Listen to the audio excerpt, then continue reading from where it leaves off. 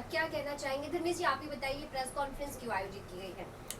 अ, जो बिहार के deputy CM है श्री तेजस्वी यादव जी ने उन्होंने जो गुजरातियों के प्रति अभद्र भाषण किया है, साथ ही साथ में उन्होंने भाजपा पार्टी को भी संबोधित किया है, अभद्र शब्द बोले हैं कि ये पैसा लेके चली गई, भाग गई तो क्या है। तो इस विषय के ऊपर आज ये प्रेस कॉन्फ्रेंस मेरे कार्यालय पे हुआ है। साथ में हमारे जुड़े हुए जीवन दादा जो महाराष्ट्र अध्यक्ष हैं यहाँ के करनी सेना के, और हम साथ में मिलकर आज प्रेस कॉन्फ्रेंस कर रहे हैं। जीवन जी, किस तरह से, क्योंकि जब भी किसी इतिहास के साथ या किसी के साथ भी छेड़छाड़ी की गई है या फिर किसी के ऊपर ऐसी अभद्र भाषा यूज की गई है, तो करनी सेना ने हमेशा इंसाफ दिलाया है। तो अब किस तरह से गुजराती समाज को इंसाफ दिलाने के लिए करनी सेना आगे है? जब मुझे पता चला था धर्मेश भाई द्वारा कि इस तरीके से अभद्र टिप्पणी तेजस्वी यादव ने जो की है, तो हमने कांदीवली पुलिस स्टेशन में पहले ही आपने कंप्लेन कर रखी थी, उसके बाद हमने वापस की, एमएसबी में दी। और करनी सेना का जहाँ तक एजेंडा है कि कोई भी आदमी, अगर चाहे वो पॉलिटिशियन रहो कि कोई भी व्यक्ति विशेष रहो, अगर कोई समाज को आपत्तिजनक शब्द यूज़ करके अगर बोलता है तो उसका विरोध हम करनी सेना वाला हमेशा करते हैं और करते आए हैं। जब मुझे बात पता चली तो हम यहाँ पे भी कंप्लेन दर्ज करी और हमारे गुजरात के जो प्रदेश अध्यक्ष हैं उनसे बात करी, और गुजरात में लगभग 5-10 जगह उनके खिलाफ एफआईआर हुई है। और मुंबई में भी अभी धर्मेश भाई द्वारा स्टेटमेंट रिकॉर्ड हुआ है पुलिस स्टेशन में, लोगों यहाँ पे भी एफआईआर होगी और आगे की जिस तरीके से प्रक्रिया रहेगी उनके खिलाफ हम करेंगे और तेजस्वी यादव को माफ़ी मांगनी पड़ेगी गुजराती समाज से। तो अगर माफी मांगने की बात की जाए, अगर वो माफी नहीं मांगते तो किस तरह से करनी सेना आगे? तो आप शांति से, जिस तरह से पुलिस स्टेशन में लेटर दिया है आपने, आज ये प्रेस कॉन्फ्रेंस की है, लेकिन अभी भी अगर उसमें देरी होती है, अगर वो माफी नहीं मांगते, तो क्या स्टेप होगा करनी सेना का? तो जहाँ तक है, पहले हम हमारे जो कानूनी लड़ाई है, कानूनी कार्रवाई के हिसाब से हम आगे का काम कर रहे हैं। अगर उसके बाद भी माफ़ी नहीं मांगती, और क्योंकि उसको मैं भी ऐसे ही सब बोलता हूँ कि तेजस्वी यादव जैसे को अगर अक्ल होती तो इस तरीके का शब्द यूज़ नहीं करता समाज के लिए। और फिर भी एफआईआर होने के बाद, एफआईआर होगी तो उनको वापस वहाँ पे हाजिर तो होना ही पड़ेगा। और बिहार में जो हमारी करनी सेना की टीम है उनसे बात हुई है, अगर माफ़ी नहीं मांगते तो सार्वजनिक तौर पे जहाँ पे भी उनकी सभा रहेगी उनकी जूतों की माला पहनाएंगे हम। धर्मेश जी, क्या कहना चाहेंगे? कितना विश्वास है कि आपने इस लड़ाई के लिए, आपके लिए गुजराती समाज क्या है? ये लड़ाई आपके खुद को ठेस पहुंची है या फिर पूरे गुजराती समाज के लिए? देखिए, जिस तरह से मैं खुद गुजराती हूँ, हमारे प्रधानमंत्री श्री नरेंद्र मोदी जी भी गुजराती है, हमारे अमित शाह जी भी गुजराती है, और समाज के अंदर आप देखने जाओ तो महात्मा गांधी जी, जिन्होंने आज़ादी की लड़ाई के लिए बहुत सारा परिश्रम किया है, आज़ादी दिलवाई है। हमारे लोहा पुरुष, जहाँ तक आप जानते हो कि उनका विशेष रोल रहा है, उन्होंने बहुत ही अच्छा सबको एकता करके, पूरे इंडिया सब स्टेट्स को एकता करने में उनका बहुत बड़ा रोल रहा है, और वो भी एक गुजराती है। आप देखने जाओ तो डॉक्टर होमी भाभा भी गुजराती भाषी है। उद्योगपति में आप देखने जाओ तो जमशेदजी टाटा भी गुजराती भाषी है। दूसरा, मैं एक ये कहना चाहूँगा कि गुजराती, सिर्फ गुजराती, जैन, ब्राह्मण, ये सब समाज गुजराती तो है ही, साथ में अगर आप देखने जाओ तो पूरे अखिल भारत के अंदर आप देखने जाओ तो मुसलमान भी गुजराती आते हैं, मारवाड़ी भी गुजराती आते हैं, हर एक कौम, छोटे से बड़ा, इसके अंदर गुजराती समाज आता है जो गुजराती भाषा बोलते हैं। तो मैं ये समझता हूँ कि भाई मुझे अकेले को ठेस नहीं पहुँची है, पूरे गुजराती समाज को ठेस पहुँची है। जो भी गुजराती भाषा आज पीढ़ियों से बोल रहा है, उन सबको ठेस पहुँची इस अभद्र भाषण से।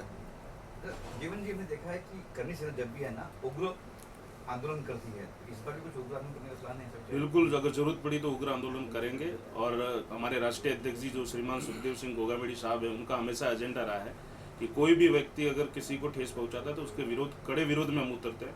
और धर्मेश भाई ने जो मुद्दा उठाया यहाँ मुंबई में रहकर, यहाँ तो गुजरात में लोगों को पता ही नहीं था कि इतना बड़ा शब्द तेजस्वी यादव ने बोला है। जब धर्मेश भाई ने मुद्दा उठाया तो मैंने फिर वो पूरे मैसेज गुजरात की टीम को दिए, और वहाँ पे अहमदाबाद, अपना भुज में, सूरत में, सब जगह एफआईआर वो कंप्लेन हुई है।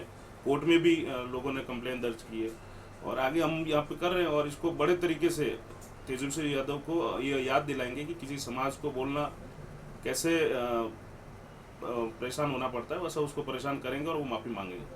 हमने देखा है गुजराती लोग शांति प्रिय लोग हैं, मतलब इस तरह की बातें जब सामने आती तब वो उग्र होते, तब ये गुस्सा उनको आता है। देखिए, गुजराती लोग शांति प्रिय इसलिए है कि ज़्यादातर गुजराती भाषी जो भी है वो बिजनेस के अंदर इन्वॉल्व है। आज आप देखने जाएंगे, आपने जो प्रश्न पूछा तो उसका मैं 2 शब्द आपको ये भी बता देता हूँ कि तेजस्वी यादव जी को फोकस अपने स्टेट पे करना चाहिए जहाँ उनकी जवाबदारी दी गई है। आज वहाँ बिहार से सिर्फ गुजरात के अंदर 5 से 7 लाख व्यक्ति आते हैं रोजी रोटी के लिए, मजदूरी के लिए, जहाँ पर उनको फोकस करना चाहिए कि बिहार में वो सब काम उनको ध्यान देना चाहिए कि भाई हमारे स्टेट से अदर स्टेट में ना जाए, वहाँ पर सबको रोज़गार मिलना चाहिए। आज आप देखेंगे कि भारत आज की तारीख में 5वें क्रमांक के ऊपर जीडीपी पे है और बहुत ही जल्दी 3रे क्रमांक पे आ रहा है। आज हमारे प्रधानमंत्री नरेंद्र मोदी जी ने जो 5 ट्रिलियन का प्रॉमिस किया है, तो वो सब समाज को साथ में लेके चल रहे हैं, ना किसी समाज के विषय में वो विशेष टिप्पणी देते हैं, ना कोई बातचीत करते, वो सर्वधर्म को साथ में लेके चल रहे हैं। तो ये बात का तेजस्वी यादव जी को थोड़ा सा ध्यान रखना चाहिए कि हमारे यहाँ से लोग बाहर जाके मजदूरी करते हैं, हमारे स्टेट में हम सिर्फ गलत काम करते हैं और उस विषय के ऊपर हम ध्यान देते हैं। जैसे आपने देखा होगा कि कुछ एक आप पत्रकार सब बैठे हो भाई यहाँ पर, तो मनीष कश्यप का भी आपको मालूम है कि आज उनकी क्या दशा हुई है। तो मैं ये समझता हूँ कि जो उनके खिलाफ आवाज़ उठाएगा तो उनकी टेरिटरी, उनकी जो सीमा है उसी के अंदर वो परेशान करेंगे। मगर आज जो गुजराती समाज के विषय में अभद्र भाषण किया है, प्लस भाजपा पार्टी को किया है, जो उन्होंने बोला है कि पैसे लेके चले जाएंगे यहाँ से, तो उनको ये सब चीज़ छोड़ के उनको खुद के स्टेट के ऊपर ध्यान देना चाहिए जहाँ पर उनको जवाबदारी मिली है। पुलिस कंप्लेंट की कुछ एक्शन वगैरह हुआ इनका? जी, पुलिस कंप्लेन अभी मेरी हुई है, प्लस पुलिस प्रशासन हमको सपोर्ट भी कर रही है, अब तक सपोर्ट कर रही है। मेरा स्टेटमेंट 24 तारीख को लिया गया, रिकॉर्ड किया गया है, तो और उन्होंने आश्वासन दिया है कि हफ्ते 10 दिन के अंदर हम आपकी ये मैटर हमारे वरिष्ठ अधिकारी को बात करके जल्द से जल्द एक अच्छे स्टेज पे लेके आएंगे, पॉजिटिव रिप्लाई आपको देंगे। इस तरह से हमारी बातचीत हुई है। साथ में मेरे साथ करनी सेना जुड़ी हुई है। तो जब जैसे अभी जीवन दादा ने बोला कि सुखदेव दादाजी को और योगेंद्र दादाजी को जब मालूम पड़ा तो उन्होंने सीधा बोला कि नहीं, हमको ये अभद्र भाषा के लिए जो विशेष टिप्पणियां की है उसके खिलाफ हमको खड़ा रहना है। जीवन जी आप जाइए, धर्मेश को सपोर्ट करिए, और उनका वहाँ से बहुत बड़ा सहयोग है।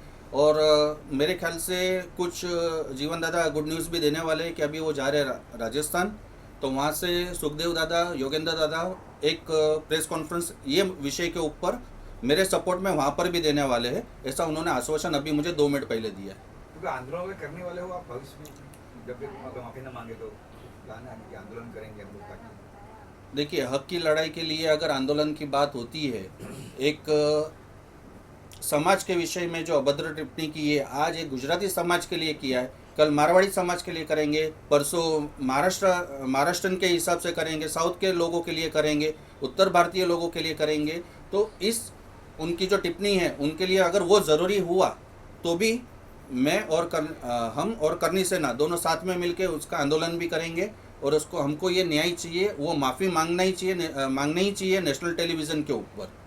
जीवन जी, जिस तरह से कहा जाता है करनी सेना सिर्फ राजपूत समाज के लिए, लेकिन जिस तरह से ऐसे पहले भी बहुत सारे अलग समाज के लिए आपने काम किया और आज गुजराती समाज के जो ठेस पहुंची उसके लिए आज जिस तरह से आप फ्रंट में आके खड़े हो गए हैं, क्या सर समाज के ऊपर होने वाले कोई भी गलत बातों को लेकर करनी सेना हमेशा ऐसे आगे रहेगी? नहीं, ऐसा नहीं है कि राजपूत समाज के लिए सिर्फ करनी सेना है। करनी सेना सर्व समाज के लिए है। जहाँ जहाँ भी जरूरत पड़ी है, मेरे को अभी पिछले वीक में एक मैटर था, एक मारवाड़ी समाज के साथ मारवाड़ी भी चौधरी समाज का था, उनके साथ मारपीट हुई थी। तो उनके समाज इतना बड़ा होने के बाद भी उन्होंने करनी सेना के पास ही हेल्प मांगी और मैं वहाँ गया लेते और उन्होंने FIR दर्ज कराई, आरोपियों के खिलाफ उन्हें गिरफ्तार भी करवाया। तो ये जो मैसेज है ना, हाँ ये बात है कि करनी सेना जो विंग है वो राजपूत समाज द्वारा बनाई गई है, लेकिन हम लोग एक क्षत्रिय जो धर्म होता है वो सर्व समाज के लिए सपोर्ट करने के लिए होता है और हम लोग करते हैं। और हमारा तो हमेशा, आप मीडिया वालों को तो सबको पता है कि कभी भी किसी भी व्यक्ति के ऊपर, चाहे वो कोई भी हो, कोई भी जाति का हो, अगर करनी सेना के पास आए हैं या करनी सेना से मदद मांगी तो हम उनके साथ हमेशा खड़े रहे। करनी सेना कभी समाज विशेष नहीं देखती है। जब भी जरूरत पड़ेगी 36 कौम के लिए हम साथ खड़े हैं। और हमारा सुखदेव दादा का जो राष्ट्रीय अध्यक्ष जी का जो उद्देश्य है वो हमेशा भाषण में कहते हैं कि करनी सेना 36 कौम के लिए है, सर्व जाति के लिए है, हम कोई जाति में अंतर नहीं रखते हैं। तो अब गुजराती समाज और धर्मेश जी को इंसाफ दिलाएगी करनी सेना? बिल्कुल, मैं धर्मेश भाई के साथ कंधे से कंधा मिला के खड़ा हूँ इस मैटर में, और जहाँ स्टेज तक इस मैटर को लेके जाना है उस तक हम लेके जाएंगे, और कानूनी लड़ाई भी लड़ेंगे। उग्र आंदोलन की जरूरत पड़ी तो वो भी करेंगे। पुलिस वालों ने अगर सपोर्ट नहीं किया तो पुलिस स्टेशन के बाद धरना प्रदर्शन भी करेंगे, और वहाँ से उठेंगे नहीं जब तक हमको न्याय नहीं मिलेगा। Okay, thank you sir.